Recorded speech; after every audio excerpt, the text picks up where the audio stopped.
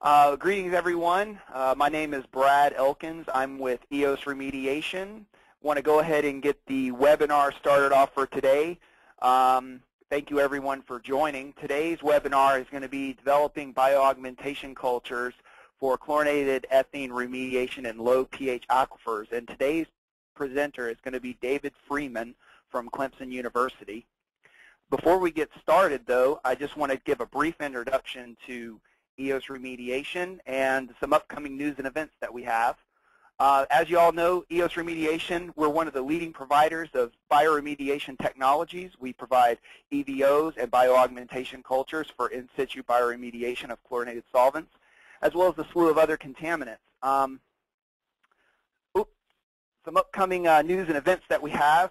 March 13th, we will be giving another webinar, the introductory of bioremediation, and that presenter will be Dr. Robert Borden.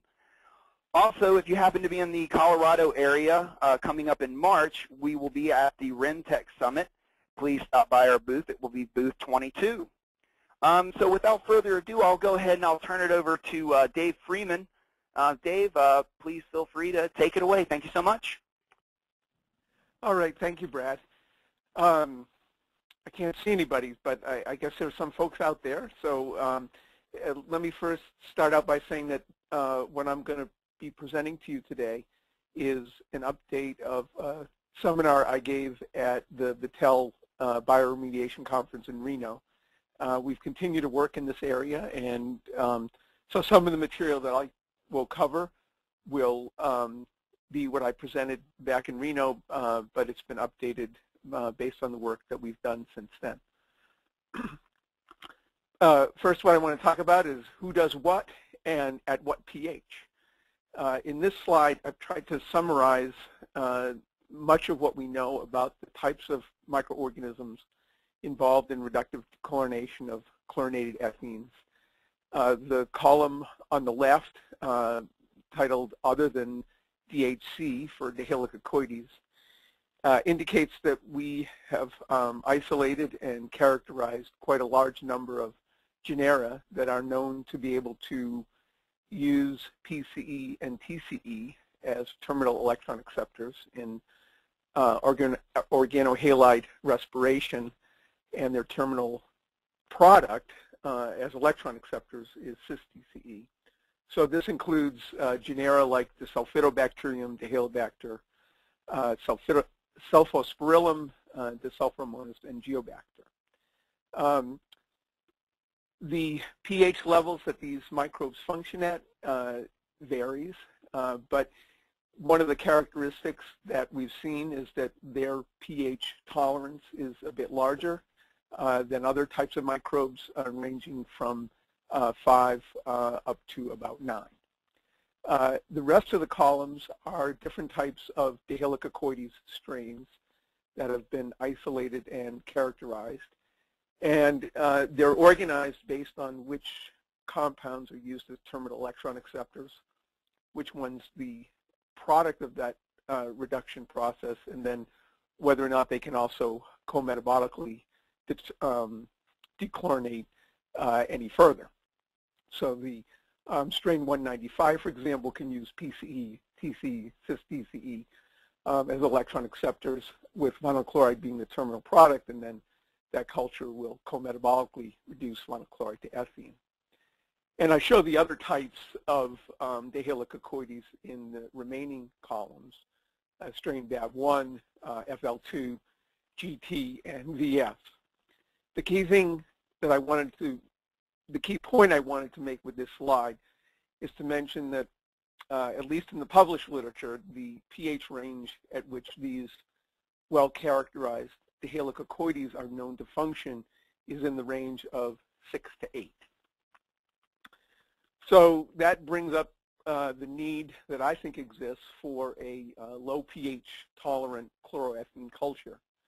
As many of you know who are listening, there are plenty of sites that are contaminated with PCE and TCE that have pH levels that are below 6, or the pH decreases in poorly buffered aquifers when there's fermentation of electron donors, especially carbohydrates and oils.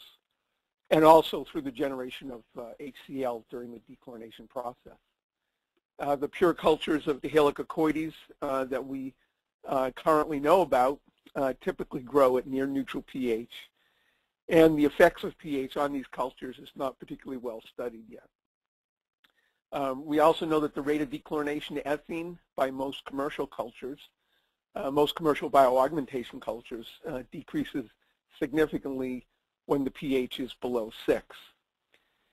The technical challenges to increasing aquifer pH so that cultures that function in the circumneutral range, increasing those aquifer pH levels into the circumneutral range is technically challenging and can be very costly and lead to problems such as clogging. So there's clearly a need for bioaugmentation cultures that can retain reasonable kinetics for complete dechlorination at pH levels below 6 to avoid or mitigate the need for in situ pH adjustment. As far as I know, and I'm happy to be informed of any other cultures besides the one that BCI is currently advertising, which is a bioaugmentation culture that they report works down to a pH of about 5.6, although as far as I'm aware it's not yet been field tested. And I give the URL for their news release about that culture. When we started getting involved into this topic, the question was where to find potential sources of culture that could be turned into a bioaugmentation culture. And we selected wetlands that have poorly buffered soils where chlorinated ethene plumes discharge.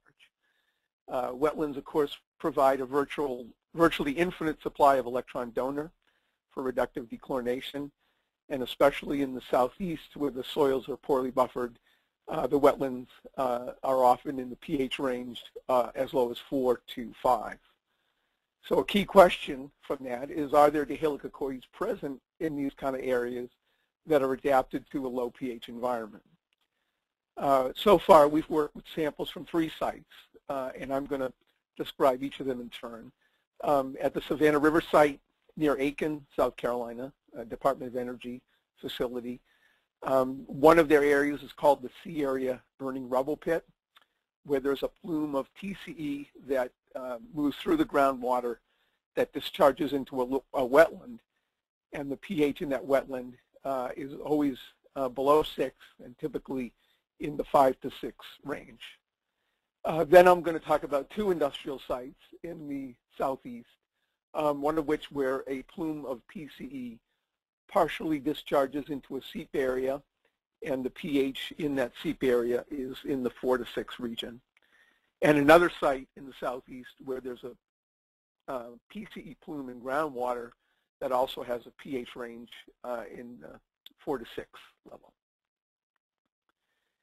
The approach we've taken to culture development has first been to confirm using microcosms that dechlorination activity does occur at each site in a pH range, at a pH level of about 5.5. Then, using inoculum from the highest rate microcosms, we started to develop enrichment cultures in defined media. We've explored different types of buffers for that media, phosphate, MES, and acetate. And we've also tested different electron donors in order to keep the dechlorination activity going: lactate, emulsified vegetable oil, HRC, and hydrogen.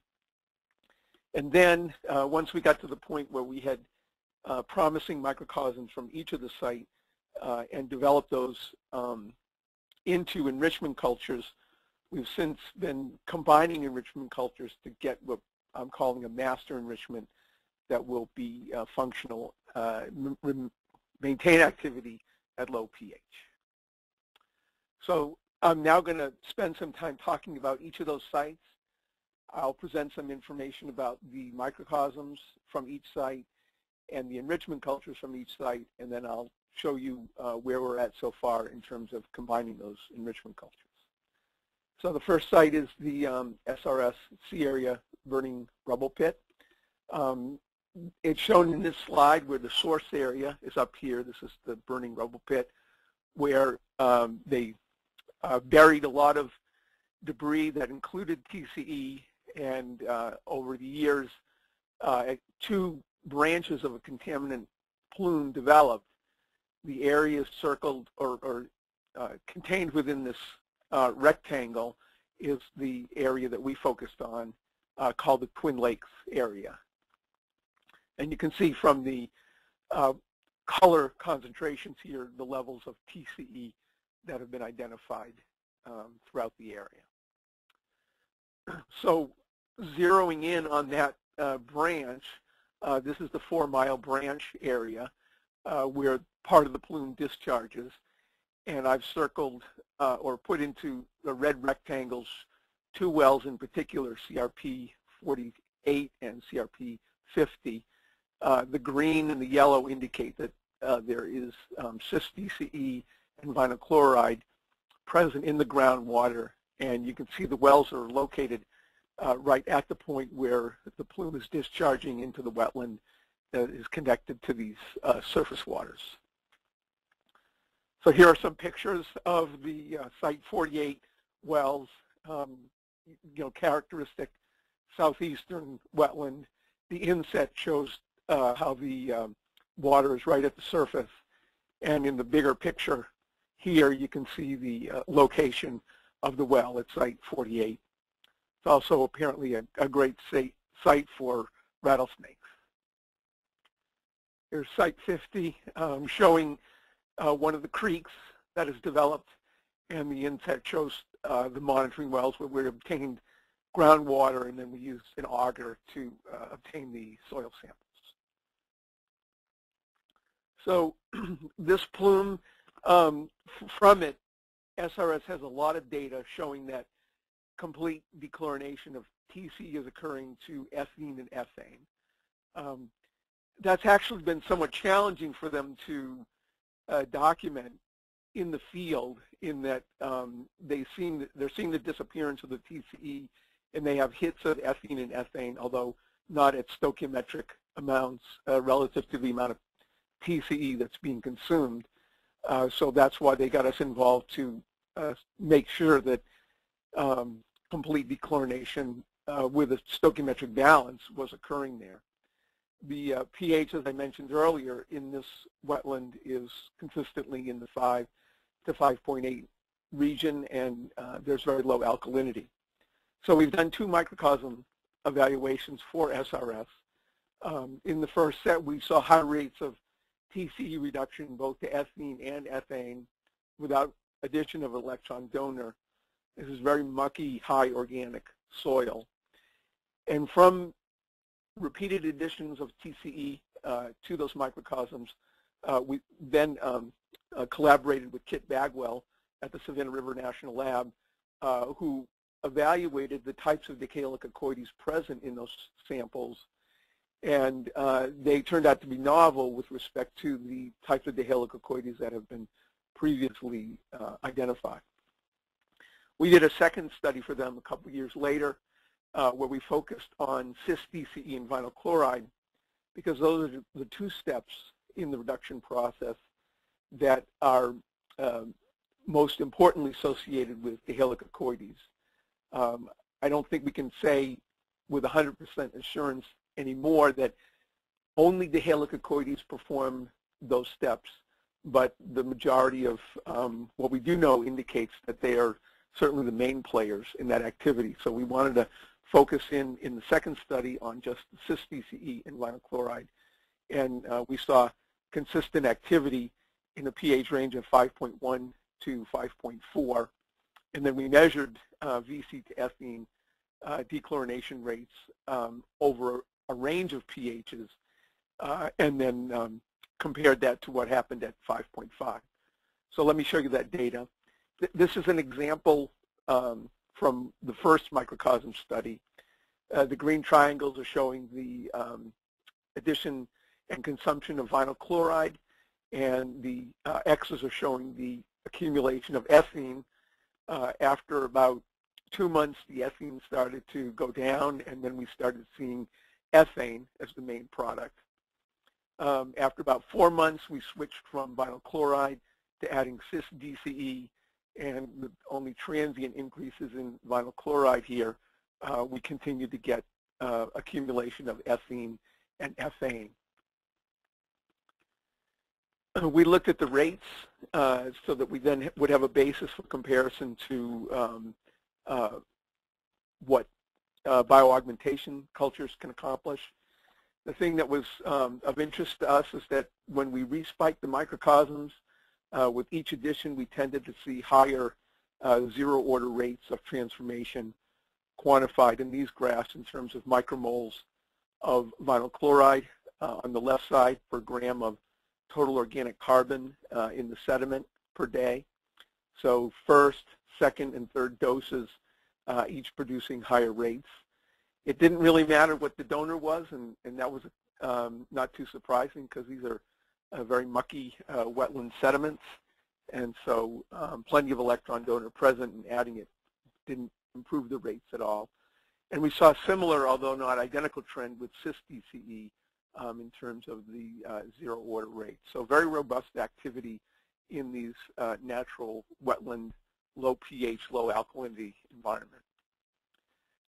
Here's the second study, microcosm study. In this case, we kept much closer watch on what the pH was.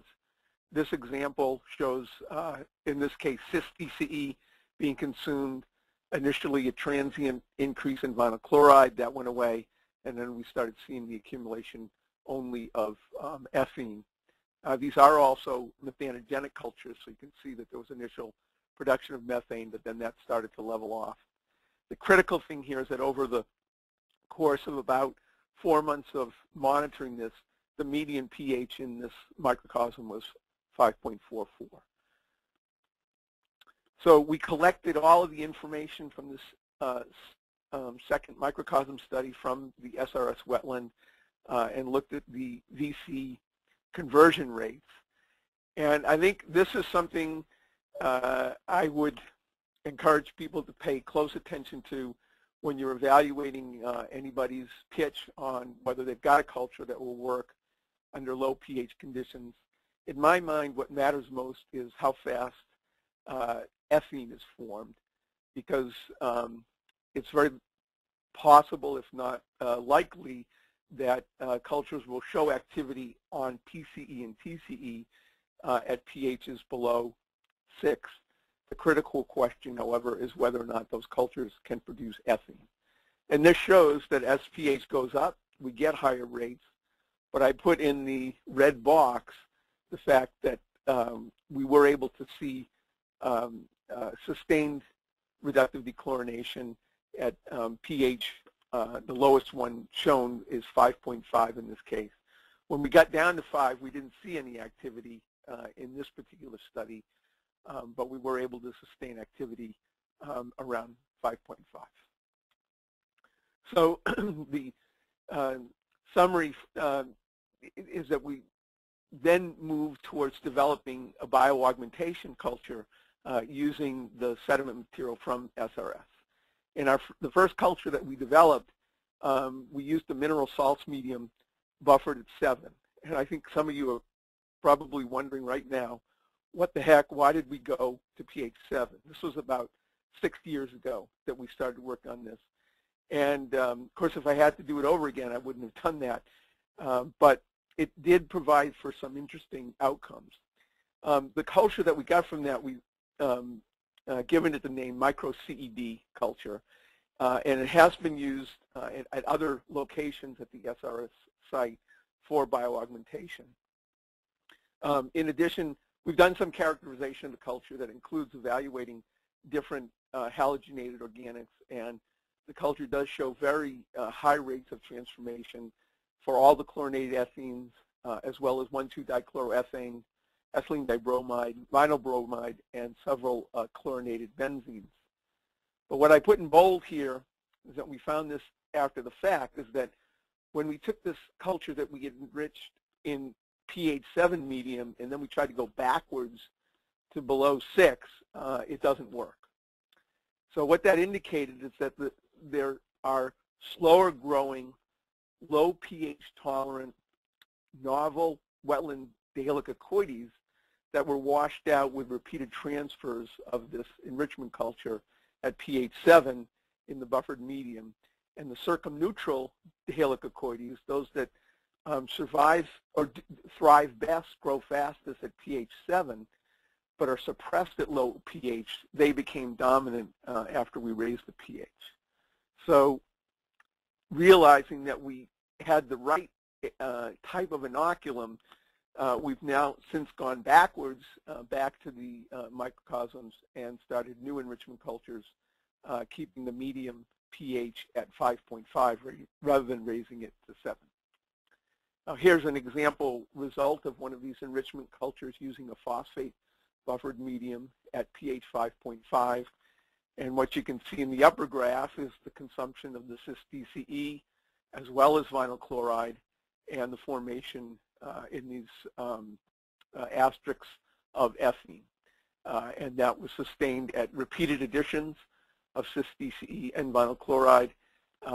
With time, ethane started to be formed in addition to ethene. And you can see in the lower graph that we were able to maintain the pH for the most part, except for a couple of excursions below 5.5. The dashed line in the middle represents the average pH, which was around 5.47. So consistent activity at this low pH range. These arrows on the top represent lactate additions, and the arrows on the lower graph represent additions of phosphoric acid to keep the pH below 5.5 for the most part. So in summary, with the SRS, we had microcosms that confirm the occurrence of robust reductive dechlorination of TCE, cis DCE, and vinyl chloride all the way to ethene and ethane at a pH in the vicinity of 5.5.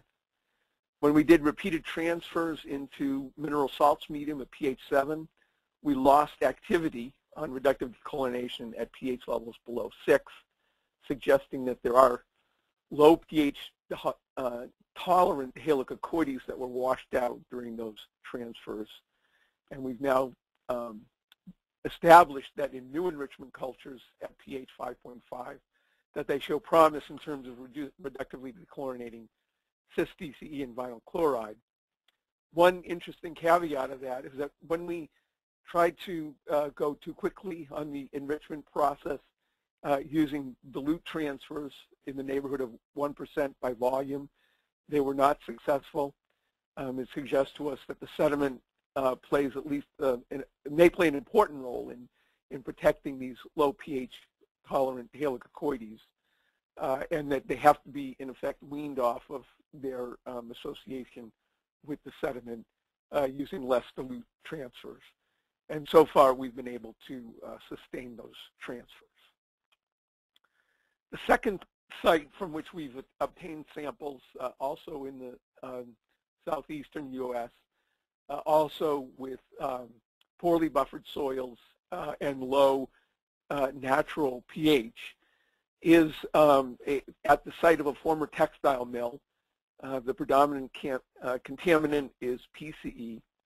This is a site where the factory was located on a hill, and the plume that developed actually flows in two directions.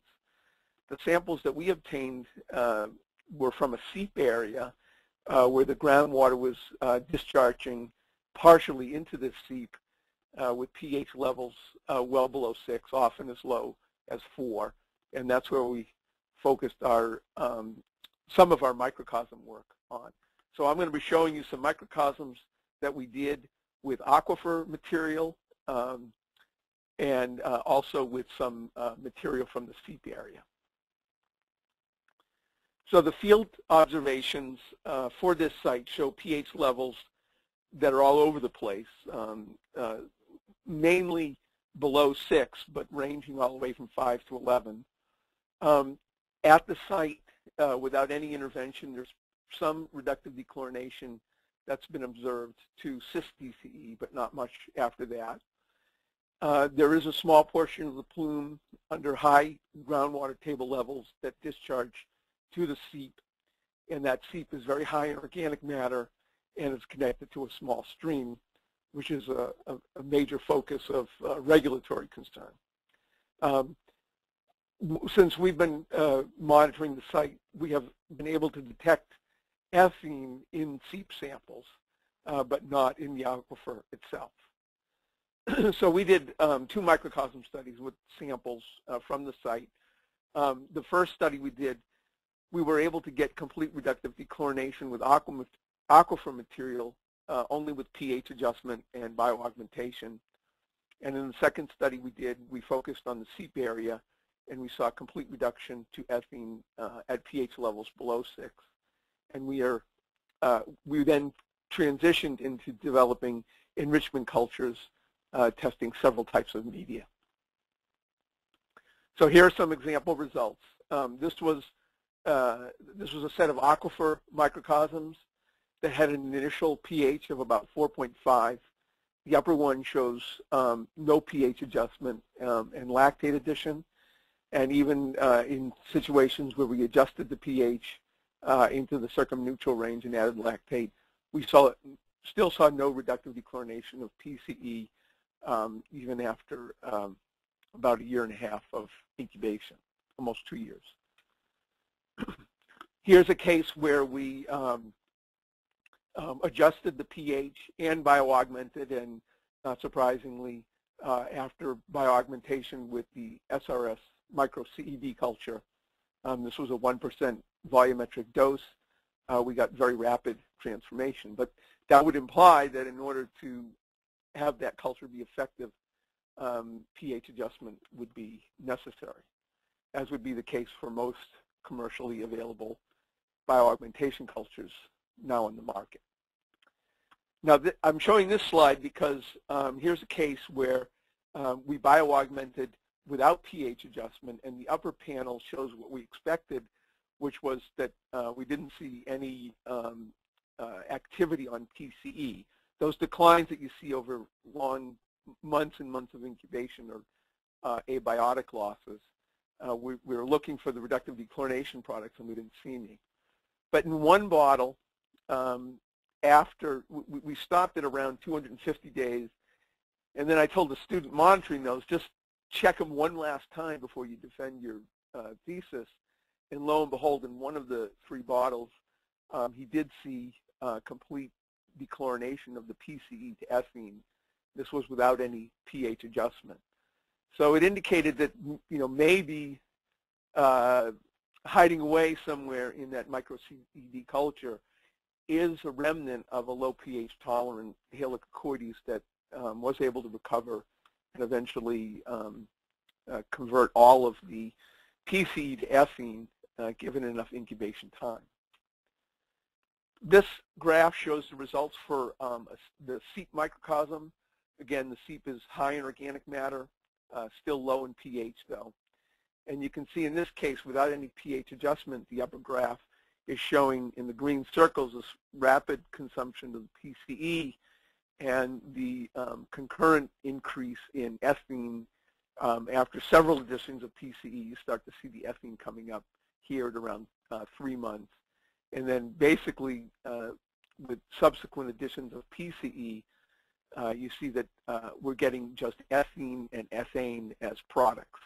And we paid closer attention to the pH in these versus the microcosms, the aquifer microcosms, and the median pH in this Seep microcosms were 5.66. But you notice that starting around day 110, where we went through repeated additions of PCE, and most of it was going directly to ethene, the pH was consistently below 5.6 at that point.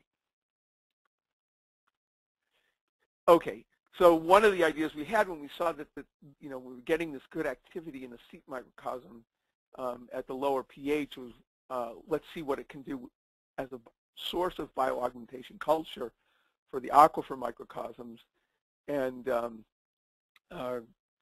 we got this nice result where the initial pH in these aquifer microcosms was actually a little bit below 5. And after a year of incubation, we saw no activity on the PCE.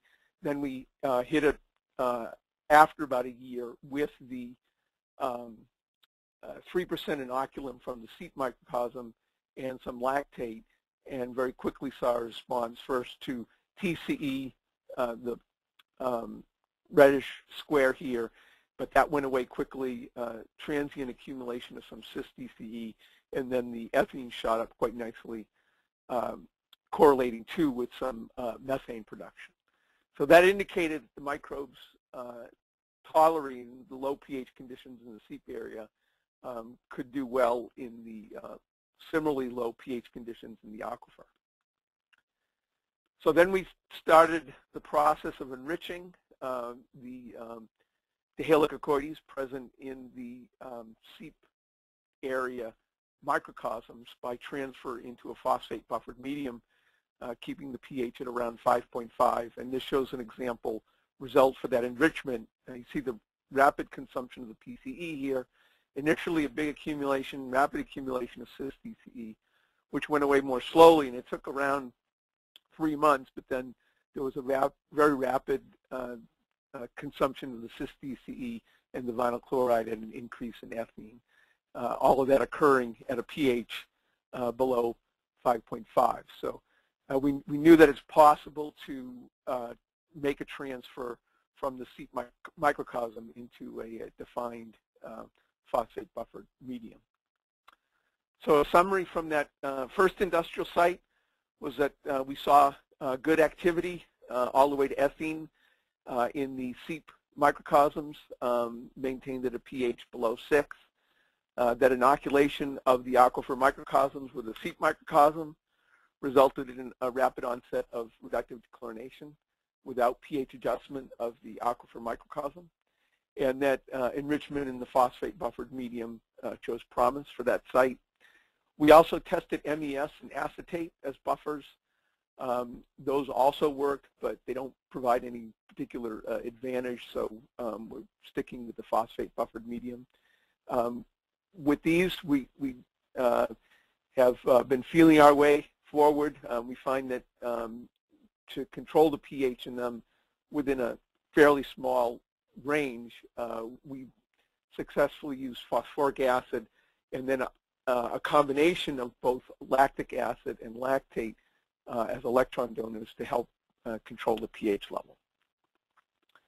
The second site, also in the southeastern U.S., similar characteristics in that it's the site of a former textile mill. Site-wide, their PC levels greater than 1.5 milligrams per liter, 1,500 parts per billion. The aquifer pH is mainly below 6, but there are also some areas below 5. The remediation of the site has involved injection of HRC with no pH adjustment. Of course, the conventional wisdom was that nothing should happen, but in fact what has happened at this site is they've achieved 99% removal of the PCE, but most importantly with complete conversion to ethene.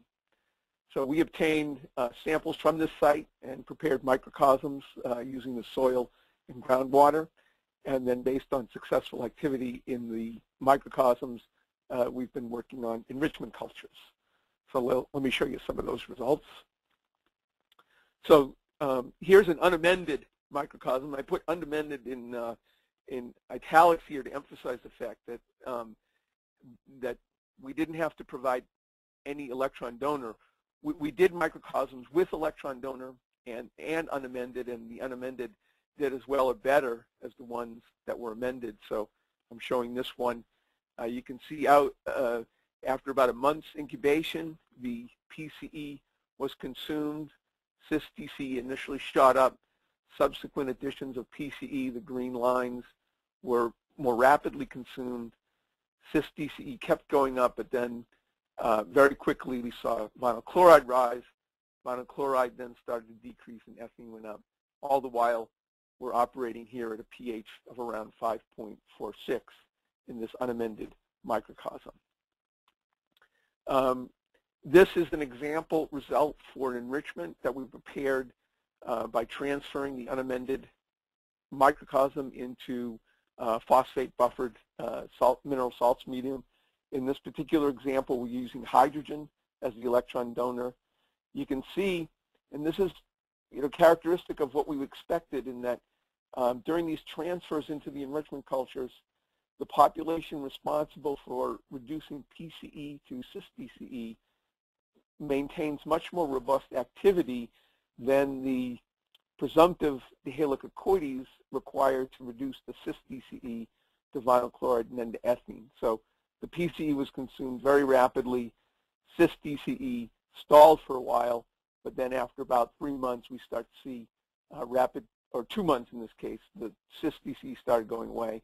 And shortly after that, vinyl chloride built up and then started to go down after about 3 months, and we're seeing ethene as the terminal product. And in this case, except for a few excursions above 5.5, for the most part, the average here was around 5.47. So in summary, for that second site, we have microcosms that again confirmed reductive dechlorination all the way to ethene at pH levels below 6. And we had observed success of unamended microcosms. This again is after they had added HRC at the site, so there's clearly residual electron donor in the groundwater. But that we had good activity in those unamended microcosms. And then we were able to proceed with enrichment using the microcosms as inoculum. MES worked as well as the phosphate buffered medium, but doesn't provide any particular advantage. And we saw some higher rates of activity with hydrogen versus lactate, but we decided to continue forward with that, with using lactate, at least for now.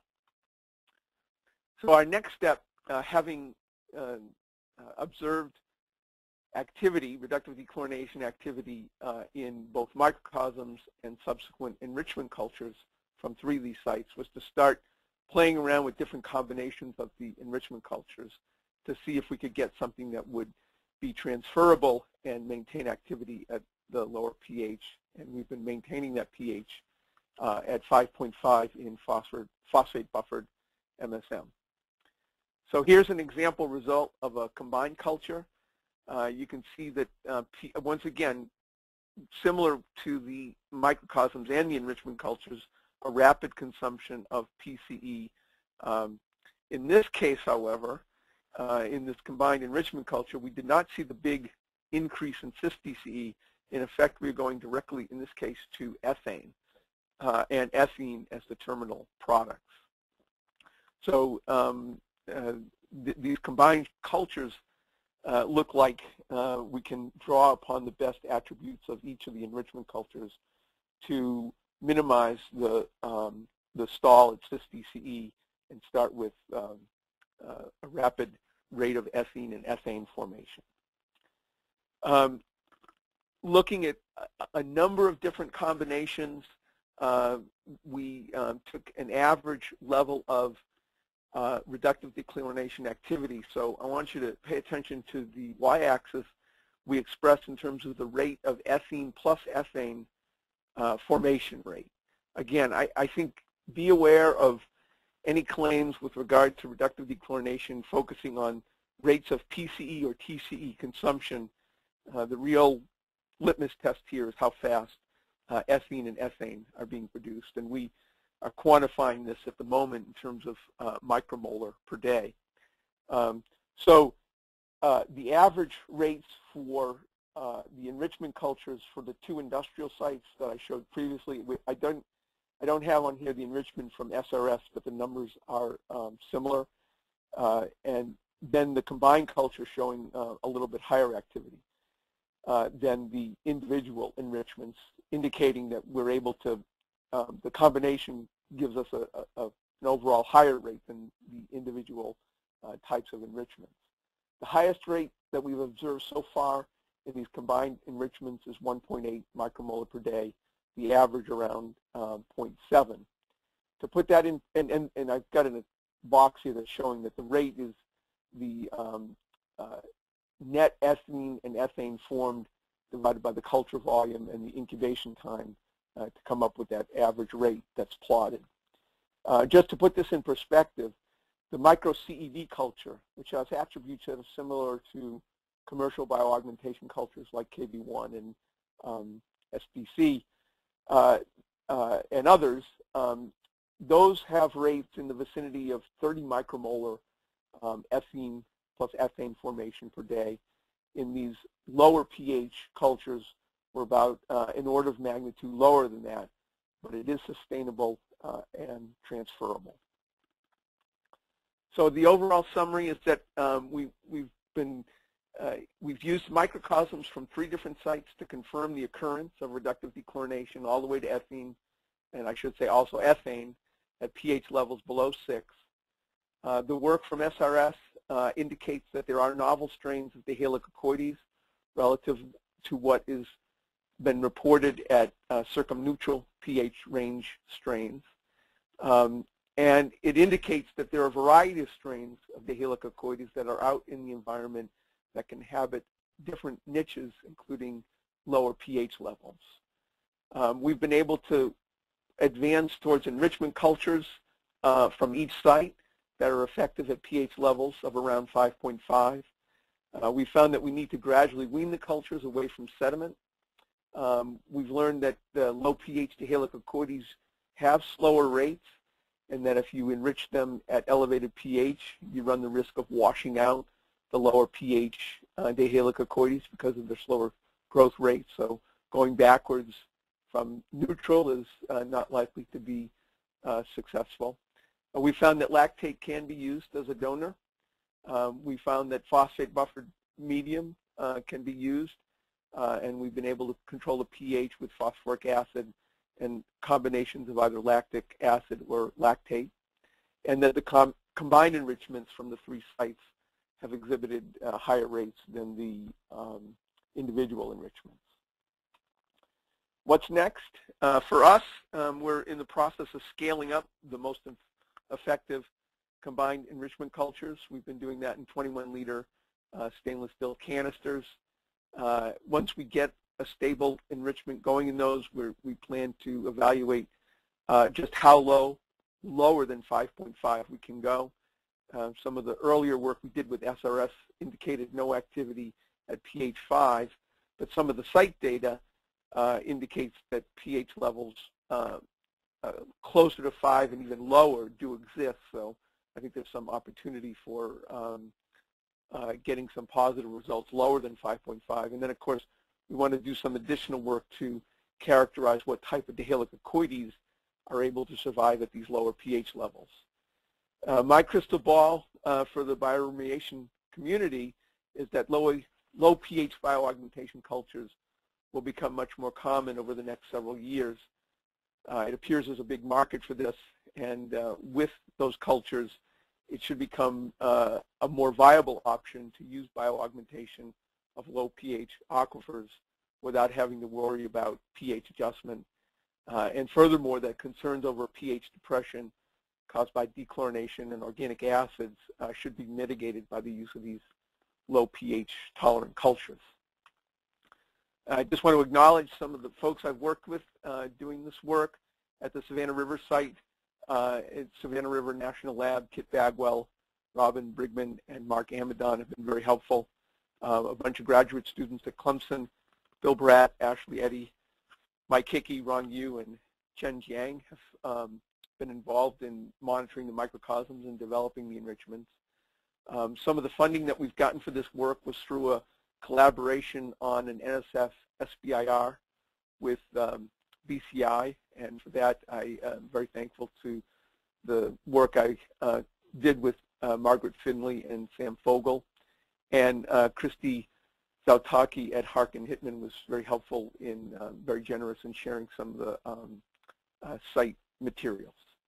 So with that, I'm happy to answer any questions. All right, David, thank you so much for that. And so we will take some questions. If you can type in your questions to the question box on your dashboard, on the GoToWebinar dashboard. We'll be happy to relay those to David, and he can answer them. So David, one of the first questions that's come in has been, have you noticed any increases in sensitivity to elevated levels of solvent concentrations?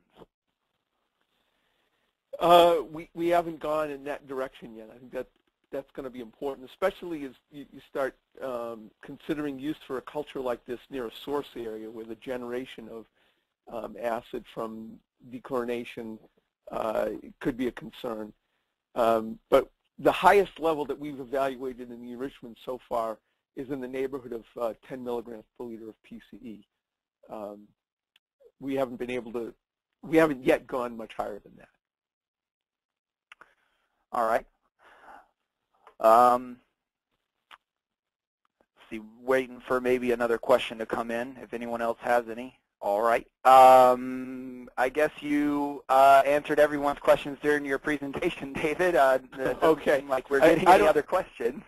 I'm just curious to know that if the folks who listened, to the extent to which people have had, been faced with aquifers that have low pH issues, and what's been done about it. Actually, while you were speaking, someone else came in and had actually two different ones have both come in. The questions are pretty much the same. Is there any work or any expected time frame for commercializing these cultures? I think we're still about a year away from doing that. I know that other folks are working on this at the same time. As I mentioned early on, BCI has a culture that they advertise as being robust down to pH 5.6. Speaking with Sam Fogel about that, one of the concerns is the fact that these cultures do appear to grow at a slower rate, as indicated by the lower dechlorination rates, and that could be a concern. We'd like to keep working on it to see if we can eventually get higher rates but maintain that low pH. But I think we're, from our perspective, we're a year out at least before we would be ready to put something in the ground. I have heard through the grapevine that a number of other folks are also pursuing this rather aggressively, and so I think the community, the consultants, can start expecting to see vendors starting to advertising bioaugmentation cultures in the near future that they'll that they'll vouch for at lower pH levels. All right. Well, with that, we'll go ahead and conclude today's webinar, and just want to remind everyone that's listening that you can get access to these slides as well as a recording of this presentation at eosremediation.com. And I invite all of you to visit that website and register if you haven't already. And when you register, you'll be able to access our library of case studies, literature on all of our products, as well as look at this webinar and other webinars in all of our series thus far. As far as social media, please follow us on Twitter if you have a Twitter account. And I hope to see most of you that attended today in Colorado at RemTech. Otherwise, if you have any questions for EOS Remediation, myself, or David Freedman at Clemson regarding today's webinar, please feel free to shoot me an email or give me a telephone call, and I can pass all of that on to David, and he can answer your questions. David, thank you so much for your time today. It was an excellent webinar, and I appreciate everyone attending. Have a great afternoon.